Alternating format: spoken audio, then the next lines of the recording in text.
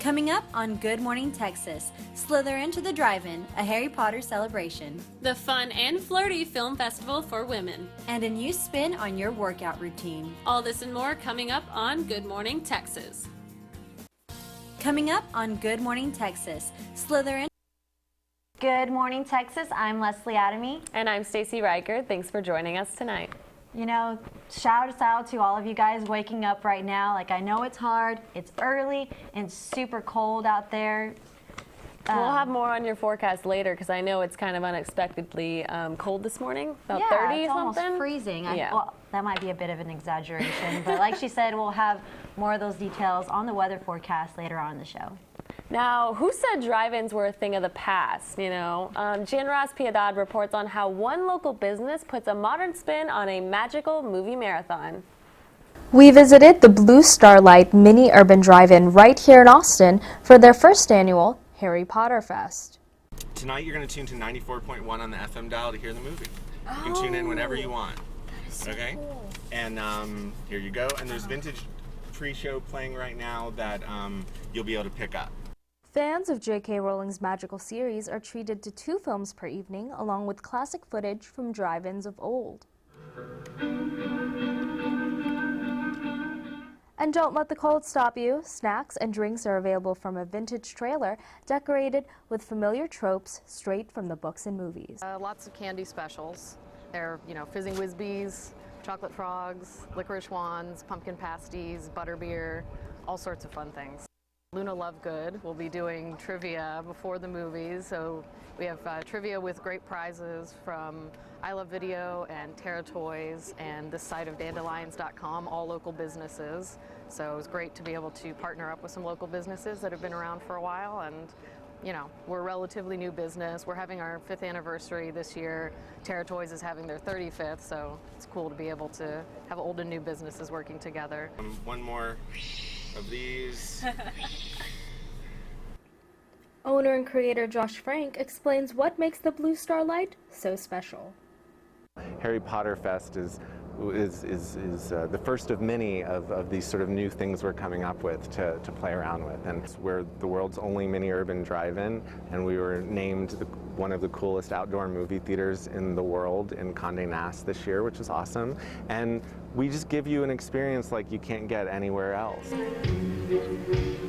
Ross Piedad, Good Morning Texas. All right, now if you want to head to the drive-in, they are showing Harry Potter Deathly Hallows Part 1 and 2. And I actually didn't see any of the Harry Potters until this past summer when I had a little movie marathon myself, and they didn't disappoint at all. Good, because growing up, they were definitely they're my favorite books, they're my favorite movies. Like she said, those are the last 2 movies, so I highly recommend either, you don't have the time to probably read the books. They're a bit long. Chapters are super long. We have school, Yeah, we have lives.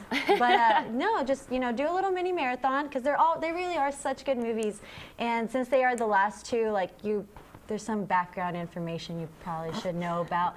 But they're really good, even if you choose not to. They are definitely my favorites of the Harry Potter series. They're definitely the more intense ones. Oh yeah, definitely. Like more drama, a little bit of romance, so should be fun. Well, and more news of movies that we all love.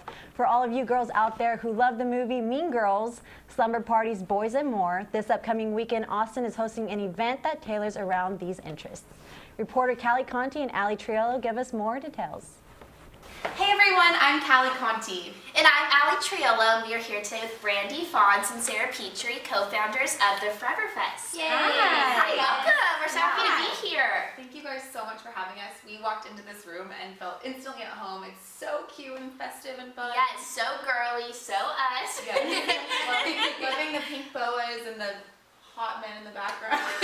Well, that's why we wanted you to be here, so you could hear about what we're doing. Yeah, so tell us about Forever Fest.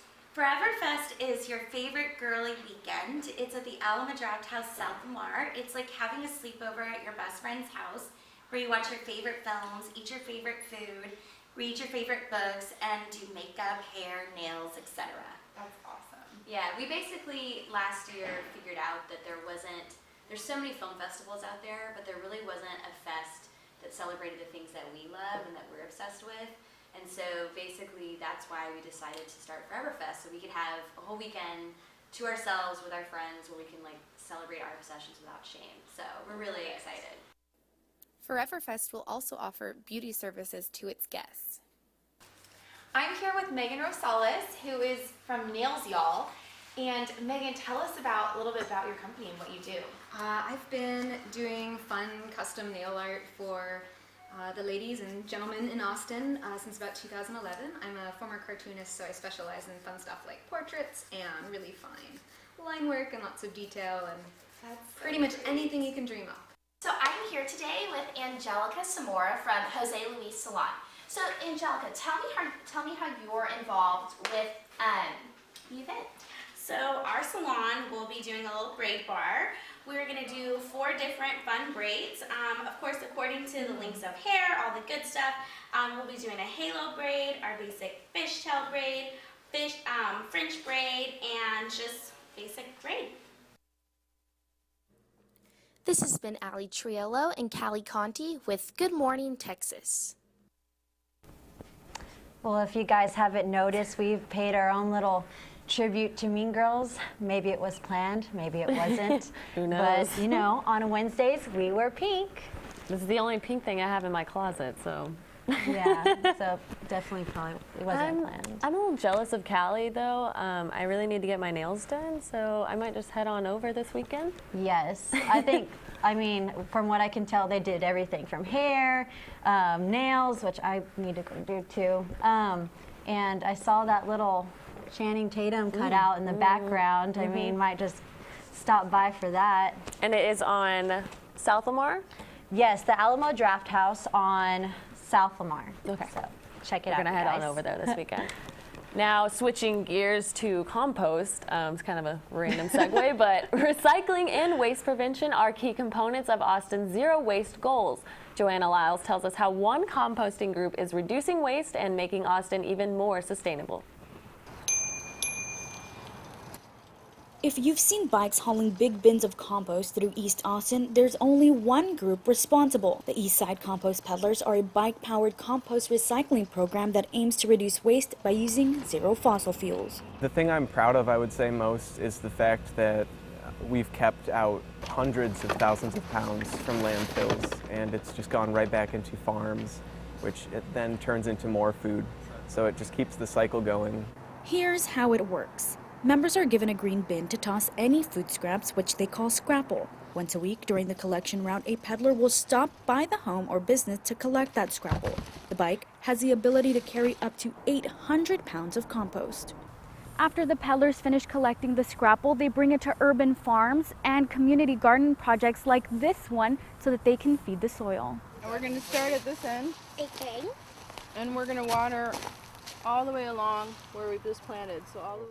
We really like the loop process that they talk about, and being a part of the community and recognizing our connection to each other as community members, but also to the land. So yeah, we're very grateful for their service. We're on the cusp of something really big with composting right now. It's really going to be the next recycling movement, and hopefully everybody will be composting, not just with us, but on their own in the future. The compost peddlers have already started to spread from the east side to central parts of Austin. Their long-term goal is to expand all over the city. Joanna Lyles, Good Morning Texas. Now that is so Austin of Austin. Oh yeah, I actually don't know what makes it more Austin-y, the biking or the emphasis on going green. Either way, it's like awesome. Props definitely. to that guy on the bike though. Those trash cans look really heavy. Yeah, I mean, I'm sure it's a workout, but I mean, waste prevention, wherever you are in Austin, I know it's a huge deal, but I mean, I think it's a great thing that everyone's working to do their part, you know, and I mean, we could all do a little better. We can all do a little better. Get that recycling bin out. Yes, definitely. Well, don't go anywhere, because coming up next, a look at this week's weather forecast. We will be right back.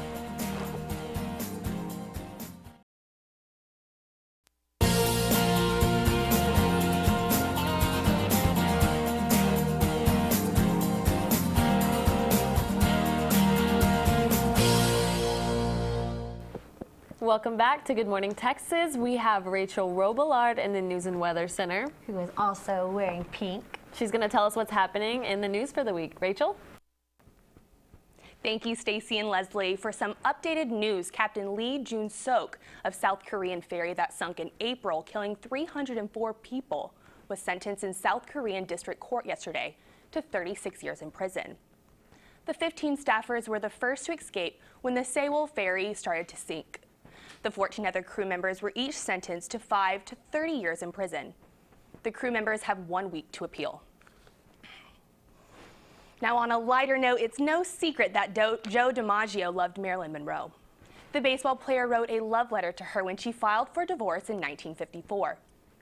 It was reported yesterday that 300 items of Marilyn Monroe's archives, including the handwritten love letter, will go up for bid at Julian's Auctions in Beverly Hills next month. I cannot imagine the starting bid price for Monroe's belongings. And for local news, Susan G. Komen's Race for the Cure will be held this Sunday, November 16th in downtown Austin. The race offers a 5K and a 1-mile family walk. Online registration will remain open until Saturday, November 15th. However, take note that there is a price increase if you register after Friday, November 14th. Proceeds will help fund breast cancer awareness and education. That's all I have for the news this week. Back to y'all. Now, if you're like me and don't do the whole running thing, you can just make a donation online at comanaustin.org. You know, and Breast Cancer Awareness Month was last month, the month of October. But you know, the fight for the cure does not stop there. Just a heads up, it looks like the weather forecast for this weekend is going to be, it might be a little rainy, but of course we'll have Rachel to, you know, give us some more details on that. How's the weather for the rest of this week looking for us, Rachel? Well, Leslie, it's time to put away your shorts and tank tops and pull out your warm winter clothes. A cold front has begun to pass through the Austin area, with temperatures falling from the 60s into the 30s and 40s. The Texas winter season is finally here. Take a look. As you can see, temperatures will remain in the 30s to the high 50s for the rest of the week. Don't let that mostly sunny weather fool you. You will definitely need to bring a jacket when leaving home. Now for the weekend, there's a 50% chance of rain on Saturday and only a 20% chance of rain on Sunday. Let's keep our fingers crossed that the weather stays clear for the rest of the week for Race for the Cure. That's how the weather is looking for the rest of the week. Back to you guys. Well, just like Rachel said, do not let that cold weather fool you because, you know, Texas weather is crazy. It'll be sunny out, you know, for probably the rest of this, like every on and off again for the rest of this month, but it's still going to be cold. So, I mean, I think it's definitely time to put those shorts away. I think it's going to snow. I've heard through the grapevine it's going to snow tomorrow. Maybe. We'll see. I don't know about that. I'm definitely not I mean, I wouldn't mind snow at all by any means. I mean, we're in Texas. I mean, I'm from South Texas, so we never see that. The one time it actually snowed where I'm from, they wrote a book about it called Snow. So, no, I would be that's a very thought out title there. I would be really excited if it snowed at all. But when we return, we'll show you a fit and flirty way to spin off those Halloween candy calories. That's right. Stay tuned for more Good Morning Texas.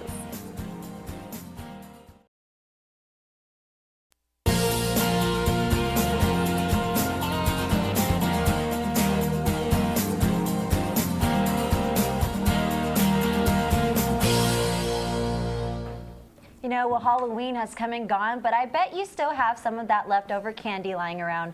That or maybe you're beginning to Pinterest Thanksgiving recipes. Now, if you're like us and looking to beat those delicious temptations, working out may be one of your options.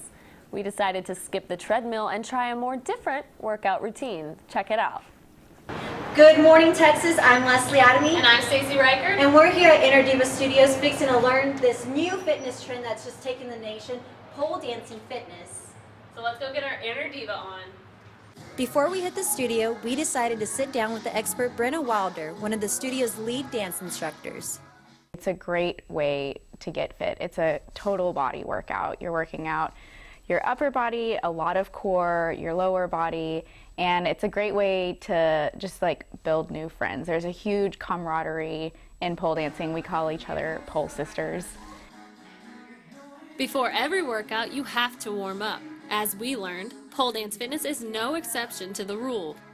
Brenna taught us some basic warm-up exercises, which eventually began to feel more like a workout themselves. As with any sport, learning proper form is essential. In the case of pole dancing, it determines whether you stay on or fall off. She then taught us a series of moves that aim to target your agility, balance, core, and lower body strength. The first was a basic fireman twist. Then things became more advanced as we incorporated more swinging and finally a pirouette. And of course, everything we did, Brenna did way better. We could tell that our instructor was taking it slow and easy on us beginners, so we asked her to show us her moves to see how it's really done. It's all about fitness, and we do have women that come in that work as dancers, and they are just as awesome as the lawyers and the college students. This isn't about like what you do doesn't define who you are as a person, and here we're just kind of in here with no prejudices against anyone. Get fit and have fun while you're doing it.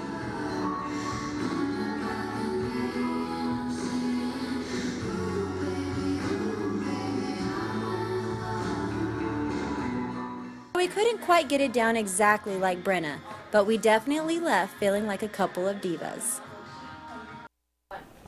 You know, you guys got like a little taste of what Brenna was doing. And I just wanted to say, like, in person, it's so beautiful. I feel that pole dancing has this negative stereotype, like, you know, usually associated with like nightclubs and things like that. But it's really, it's just really beautiful. She's also she's a dance major. She's an avid dancer. And so everything, the way she went about it was just so graceful. And she was telling us, like, it's not just like dancers that go in there, like students like us, older women, it's open pretty much for everyone. And guys. Yeah, something she told us that we were just completely blown away was that guys actually come in. So all you men out there who kind of have this hidden aspiration to be the next, America's next top pole dancer, you guys can definitely do that. She said actually because guys tend to have like a better upper body strength and better core, like they actually really excel at it. Yeah, so if you're looking to switch up your routine, no more bars, you can get a pole. Yeah, definitely. And some Make tips. Turn that pole from horizontal to vertical. And some tips, I know, don't wear lotion. Yeah. Like this one, he slid right off the pole. Yeah, it was really rough, you guys. Do not wear lotion. You, like she said, like less clothes. The reason why dancers actually wear less clothes is not to be, you know, promote promiscuity. Maybe sometimes I guess they do, but it helps. You stick. So do not wear lotion for your first time, and no jewelry, by the way. But now don't go anywhere. We have a special in-studio segment with TSTV alums when we return. Stay tuned for more Good Morning Texas.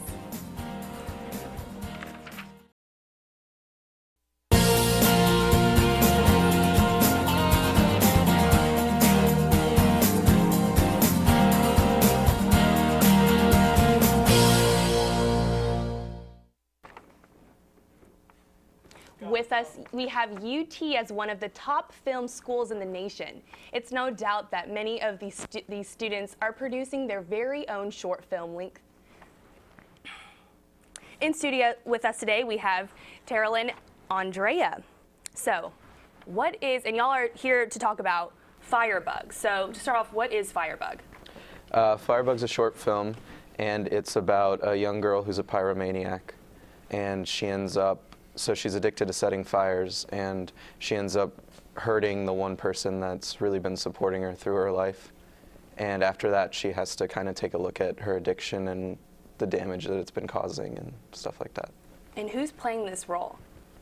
We just finished casting, actually, so we have a young girl named Alex King, who's the female lead, and we have a guy who's named Dylan. I don't remember his last name, but he's just been cast as the male lead. Awesome, congratulations. That's an awesome success that y'all are able to do this short film on y'all's, that's so cool. And then here's me, I'm in college and still trying to figure it all out. So how did you come up with this story? Well, this is my last semester at UT, and so I just kind of wanted to make something, and originally it was going to be like a smaller project with just me and some friends, but Andrea told me she's in a producing class, and one of their projects is to produce something from start to finish. So kind of teamed up with her, and then it like grew from there. And so yeah, that was just from me and my friends. We were all coming up with ideas, bouncing them off each other, and that's the one that everyone liked. Wow, so y'all are students going to class and able to make a short film. How can you balance it all? It's pretty hard, but we find like times in everyone's schedule that lines up. Sometimes it's really, really late or really, really early, but you know, we're all really dedicated to the project and, you know, make accommodations for everyone to make it work. Oh, I bet, of course. And how many people are working with y'all to make this short film happen? A lot. There's, you know, there were 2 writers. It was me and my friend Tyler, and we have 3 producers, and then there's we have a director and a director of photography, and a lot of other people who are just going to come and help day play and stuff like that. So it's a lot And are of they people. students as well? Yeah, I think they're all students. Our casting director was a graduate, and Tyler actually graduated last semester, so a couple of them are graduates, but they all went to UT. Awesome. Yeah. And then y'all are students, so how are y'all funding this story? Through Indiegogo, actually, and just last night we reached our goal, which is really exciting. Awesome! Oh my goodness, that's really cool. And Yeah. so what is this? What is that company? Is Indiegogo? Okay. It's kind of like Kickstarter. It's like a crowdfunding website. Okay. Awesome. So you've just had multiple people help y'all fund this story. Great. And so like majority like family members, friends. Have you gotten some in contact with UT alumni and UT staff members? We've had a lot of family and friends. They've been really nice. Some people that we haven't even spoken to in a long time, and they've taken the time to donate and talk to us about it. It's been really kind of touching in that way, so it's really cool. Great. And what kind of obstacles have you been going through this whole process? Well, you know, being not professional, it's kind of hard to get into some like locations and stuff. Like people are apprehensive to let student crew run around. They just, you know, they think of us as like, you know, guerrilla filmmakers. We're not like. That's great. Yeah. And then as she was saying, just getting everyone together. They are all going to school as well or working, and so yeah, it's tough to get everything together. But everyone's been really, like she said, accommodating and stuff. Yeah, that's awesome. And where are y'all filming? Are y'all staying around campus or? Where are you at? I think actually all of the film is going to be shot in Bastrop. Okay. It's like 45 minutes from here. So in the woods around there. Yeah. And with the semi-recent fires, is there any like, you know, destruction around those areas, or are y'all wanting to use that for the short film? Yeah, we want to definitely use that environment, and there's a lot of, there's not any explicit tie-in with the film, but it's definitely something that kept in mind, and one reason we chose Bastrop. And when can we expect this movie to be released? Early 2015. Awesome. Well, thank y'all so much for coming in. We truly, truly appreciate it. That's all we have for today. If you want more news and weather, y'all can follow us on Good Morning TX. Have a marvelous, marvelous morning.